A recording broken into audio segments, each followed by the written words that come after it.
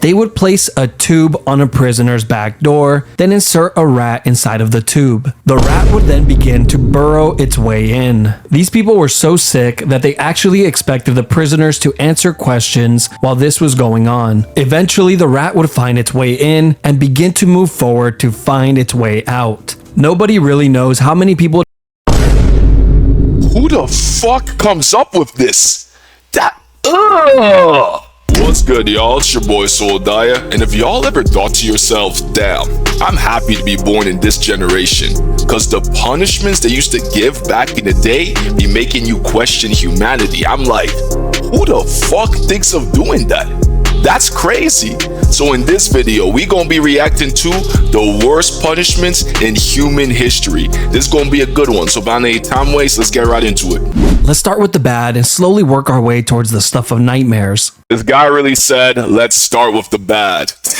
Damn, we're in for a crazy video. Number 10, the Rat Dungeon. If you were alive in London, England during the medieval period, you would have definitely heard about the Rat Dungeon, since this punishment struck paralyzing fear into the hearts of even the most hardened criminals. This was a cell that was located at the bottom of the London Tower, where prisoners were shackled and chained in complete darkness. But here's— before we get into it, I just want to say, fuck the medieval era. Like, the amount of stories I've heard about the medieval era, I'm happy I wasn't born there.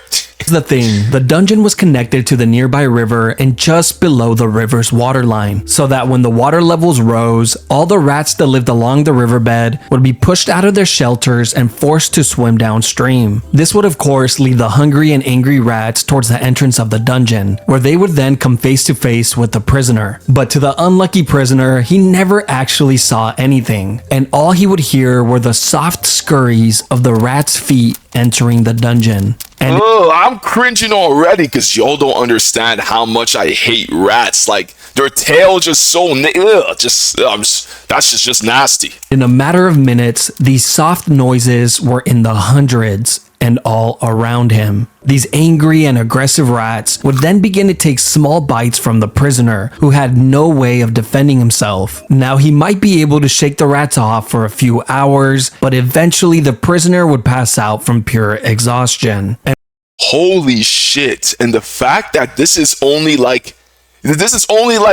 even the worst. This is just the beginning. That's crazy. And while he slept, the rats would continue to take bites from his flesh. Eventually, when he would wake up, he would discover hundreds of bites throughout his entire body. But it didn't stop there. The prisoner was left here for days or weeks on end, depending on his crime. But towards the end of the medieval period, this form of punishment just got more and more deranged, eventually becoming a form of execution, where people in the medieval era were just straight up psychopaths. Because what the hell? Prisoners would just be thrown in the dungeon and forgotten about. Number 9, the rack. This was— I ain't never heard of the rack before, bro, but I can already tell this is gonna be bad, bro. Just based on what we had before, the rats, that was terrible. Now imagine what's next. Yet another punishment that took place in the London Tower. The rack was a torture device that was used in many places throughout history. This form of punishment was originally designed for getting a confession, usually from criminals, slaves, or prisoners of war. The device looked like a large ladder, but instead of secure steps, they would actually rotate like a rolling pin. You see, when a prisoner was placed on the rack, he would have his feet and wrists tied to a ratchet pulley system, where two legal officials would slowly tighten the ropes and locking them in place. Yeah, I have a good idea where this is going, and shit is not looking pretty. Placing an increasing amount of strain on the prisoner's shoulders, hips, knees, and elbows with every single turn. This was all done to get information, but of course, a lot of the times the truth was not accepted as reality, and the prisoner would then begin to say whatever he believed the officials wanted to hear. Sometimes it would work and the prisoners would be let go, while other times they would be tortured even more for lying. Holy shit. No, but like, how would they know if they're lying or not, bro? I guess it just depends on how the executioner is feeling that day. When the whole ordeal was over, prisoners were usually released with dislocated joints, but oftentimes they were left completely paralyzed. That was the case in England in 1447 when a 25-year-old girl named Anne Askew would be tortured on the rack for hours and hours on end and left completely paralyzed after all her joints were dislocated. What the hell is wrong with medieval England? Like, why is it always England, bro? Like, holy. He was then carried on a chair and burned alive at the stake.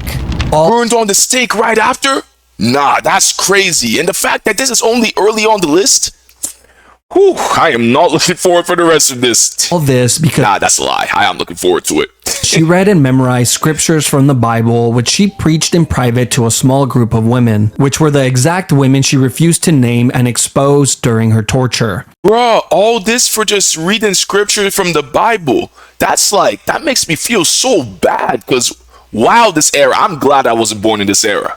You see, during this time period, if you followed any religion other than the Catholic Church, you better not say a word to anybody, including your own husband, which was the person that turned her in. Nah, that gotta be the worst betrayal of all time. Like, how was the husband feeling after hearing what they did to his wife? First, they stretched her limbs until she was paralyzed, then burnt her at the stake. That guy, yo. Hopefully he feels bad, because he better, bro. He put his wife in that situation. Number 8. Keel hauling. This brutal punishment was carried out at sea on sailors who would steal or be violent towards others and would usually result in death. Keel hauling would start with a sailor having his arms tied with a rope, then looped around the entire circumference of the ship before being tied off to his feet. The sailor would then be thrown overboard while the group of men on board pulled on the rope to slowly drag him around the outside of the ship, including over the keel, which is how this punishment gets its name. But a lot of the times, the sailor wouldn't even have to worry about it, since they were dead before they ever reached it. Kinda just... I was about to say, hey, maybe the keel's missing, bro, but nah, they were just long dead. depends on how hard the guys on the rope feel like working that day. Not only would the sailors be drowning and getting their backs and necks broken on the keel, they were also getting sliced apart like a cheese grater by all the sharp barnacles on the outside of the ship. But if by some miracle a sailor actually happens to make it all the way around the ship without dying, one of three things will happen. 1. He would be sent for round 2, and for sure be dead by then. 2. Be freed and allowed back on the ship, where he would then slowly die to infections. I was about to say, be freed, what's the point, bro? Like, you're missing limbs and everything. At that point, you might as well just go all the way. Or 3. Live the rest of his life single and being made fun of, since he was now fully covered in scars from head to toe. Number 7. Crushed by elephants. Now we are getting to the part of the list where living is no longer an option. This form of punishment has been used by many countries throughout history, but was most recently used Like, what the fuck, bruh? Like, crushed by elephants? Yo, humans are so creative of ways to just make other humans suffer. Like, it's crazy to think about. by India in the 19th century, which is really not that long ago if you really think about it. Like, your great-grandma could have witnessed one of these. What type of crimes would you have to commit to be crushed by an elephant, you might ask? Well, apparently if you failed to pay your taxes, that was good enough. And of Holy shit, bro. Like, people in this generation will be cooked by this punishment. course, stealing or being an enemy soldier was also a great way to become a tortilla. But the most disturbing case in history was when the 4th Mughal Emperor of India ordered an enormous amount of criminals to be crushed to death in a single day. Holy shit, bro. She was just feeling like, nah, I'm tired of all these people. Just crush them to death in a single day. Like, what the hell? Simply because he was bored and needed some entertainment. The guy who forgot to For pay entertainment? Yeah, these people are fucked up. his taxes, crushed. The man who stole an apple from the local market, crushed. The little orphan who jaywalked across the street, crushed. The man who murdered his neighbor and added his remains to a large pot of tomato soup, then fed that soup to his family and watched them eat it from the shadows with a creepy smirk on his face. He's alright. That's crazy. Apparently he makes a damn good soup. There are a few ways that this public execution goes down, but one thing always stays the same. There's always a guy on top of the elephant controlling its every move. And this was very intentional, as How the hell do people control elephants? I mean, they're like, what the hell? this was meant to showcase just how amazing the ruling class were. I mean, look at them. They can control an elephant. Now be impressed.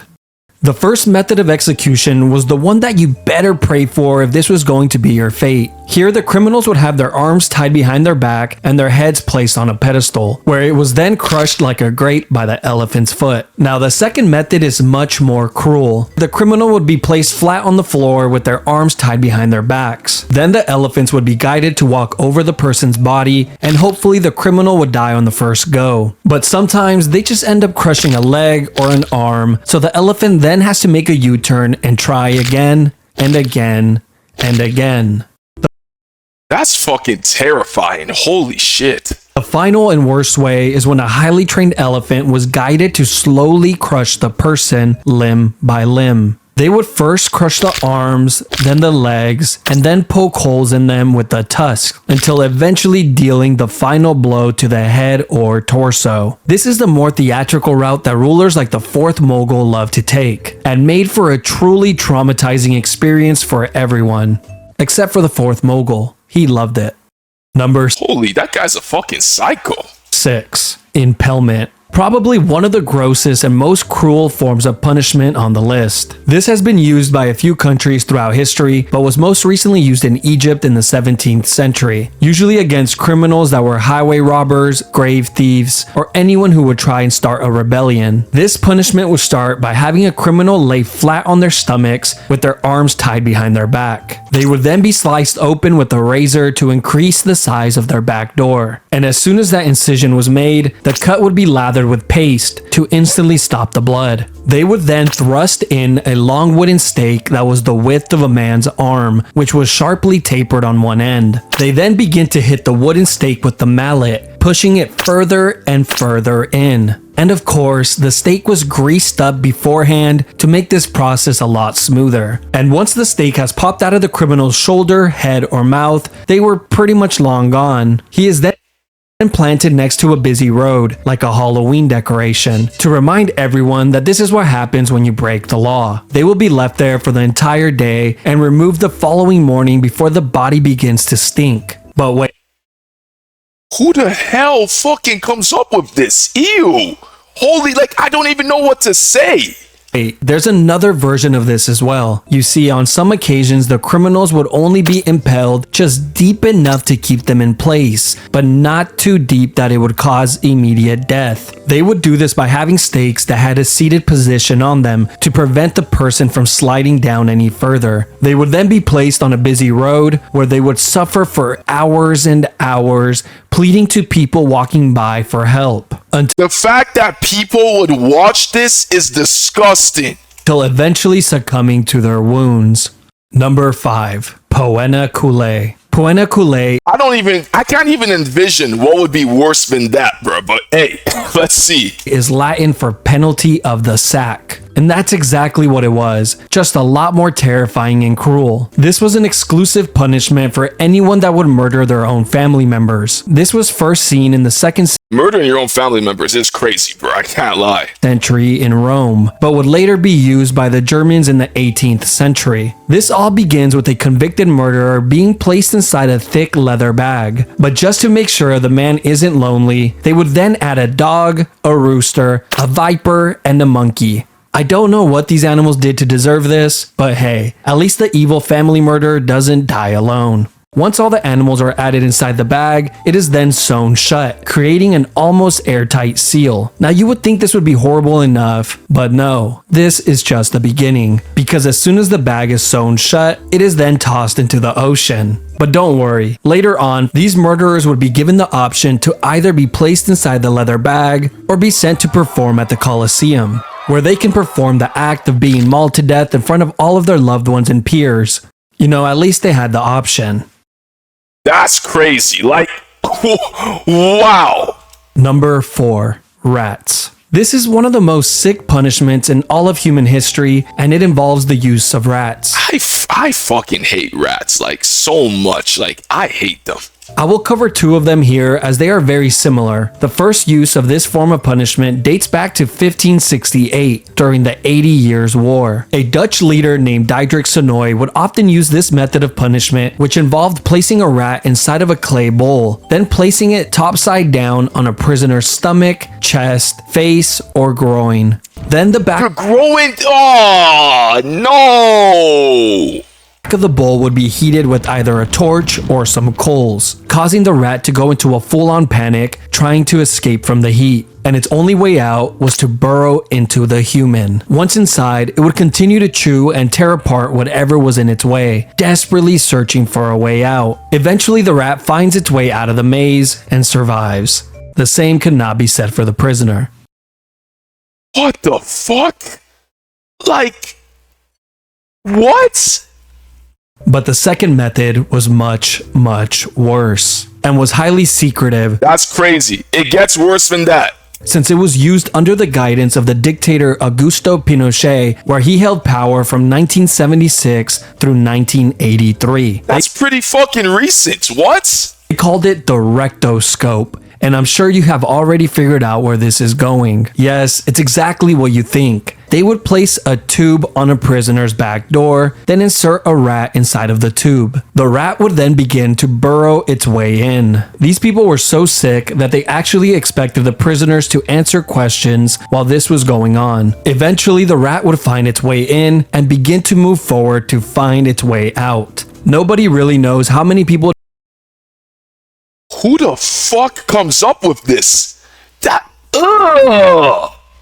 Died from this punishment, but we do know that a ton of people went missing when this dictator was in charge. Number 3. Gibbeting. The last known use was in the early 1900s in Afghanistan. This all came to light in 1921 when the National Geographic published this image in their magazine. This was also used in the United States from time to time during the 17th and 18th century. One notable example was in Boston, Massachusetts, where a few pirates were hung at the Boston Harbor, which served as a warning to any sailors that were approaching Boston. Now let's talk about England, since they love this form of punishment so much. Yo, this video has taught me that England back in the day used to be real demons, cause what the hell? In England, this was used on traitors, murderers, pirates, and thieves. But after the year 1752, the Murder Act was passed, which required that all convicted murderers must be put to death by being publicly dissected or by gibbeting of some sort. And What the fuck?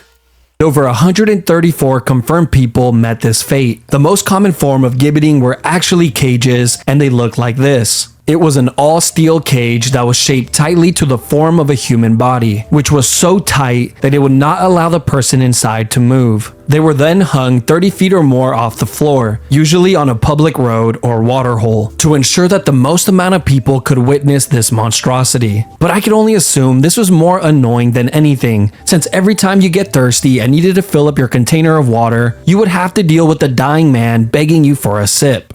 Over here! But the annoyance and torture of the public didn't stop there, Holy because shit. after the criminals would die in the cages, the body would be left inside to rot for years and years on end, with the locals complaining that the smell of death was so pungent that they couldn't even sleep at night. Yeah, that smell must be terrible. There's even been reports that some human remains stayed inside of these cages for over 20 years before a Holy shit. government official would finally remember to clean it out. Number 2. Scaphism. This was a form of punishment that was used by the ancient Persian Empire on anyone that would be convicted of murder. First, the criminal would be placed inside of a boat on their backs and tied down. The boat had 4 holes cut out so that the person's arms and legs would be outside of the boat and in the water. They were then force-fed large quantities of honey and milk until their stomachs were visibly full. They would then proceed to lather their entire body with the milk and honey as well. After all these steps were completed, he was then pushed out to the middle of the lake where he was completely exposed to the heat of the sun. But the sun would soon become the least of his worries. You see, the reason they fed him milk and honey was not because it was a great last meal, but because this combination causes the person to get extreme diarrhea, which mixed with the sweet honey attracts rodents, bugs, wasps, bees, flies, and whatever other animals live near the lake. After being tormented by the animals throughout the entire night, you would think that the daytime maybe gets a little better. No, because as soon as the sun rises the following day, the person inside of the boat gets another gigantic meal of milk and honey and an additional lathering. This would be God damn! done on a daily basis to prolong the punishment for as long as possible. It was also well documented that the rodents would continuously attempt to burrow inside of the person through their back door. They were Holy shit. probably trying to get a head start on their next meal. A writer named John Sonaris wrote in great detail about one of these incidents. He would go on to say that it was one of the most horrid and cruel forms of punishment since it was terribly long and seemed to have no end in sight. He wrote about a man who survived for an entire 17 days before he finally died from his wounds. 17 days of this full-on torture is ridiculous. Apparently, the man spent his last few days with his entire face completely covered with wasps, and his flesh rotting away filled with swarms of parasites and worms, all while being covered in his own filth.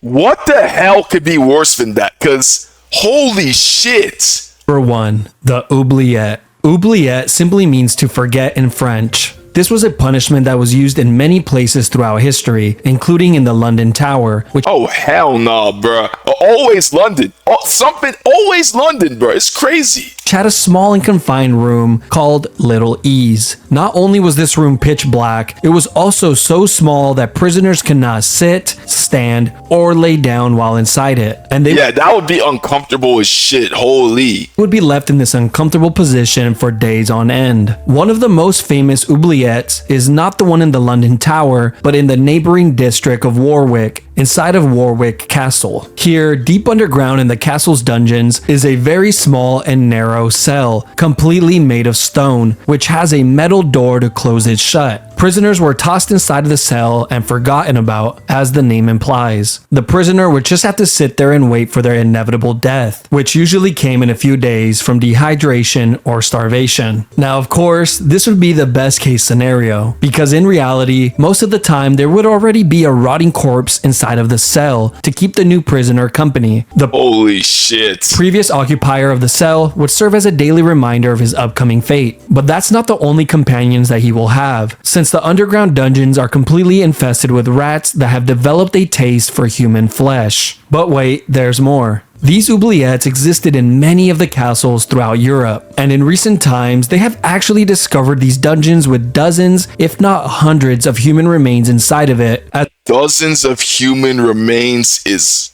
ludicrous, bro. I don't even know what to say. proof that they were hardly ever cleaned. Like in Leap Castle of Ireland, where in 1900, during the castle's renovation, a worker found a small opening behind a wall inside of the chapel. This hole had an 8-foot drop that led to a large oubliette, and what the worker found inside shocked him, since it was filled with so many skeletons that they needed multiple cartloads to clear it all out. But just Holy shit, bro. Imagine like what his reaction was when he saw that shit. when you think the section is over, it just keeps on giving. You see, there's been many stories of men who have been placed inside one of these dungeons and kept alive for years and years on end, surviving off crumbs of food and minimal amounts of water, prolonging their inevitable demise for as long as humanly possible. These cells This is nothing to prolong, bro. For something like this, it's better to go out as fast as possible. I'm not even gonna lie. were sometimes even placed on ground level so they can hear the voices and laughter of the people outside, an experience that they will never get again in this lifetime. Holy shit, bro. This just shows you how evil humans can really be. Like, it's crazy. Who the hell is coming up with all these torture methods? Cause this ain't normal.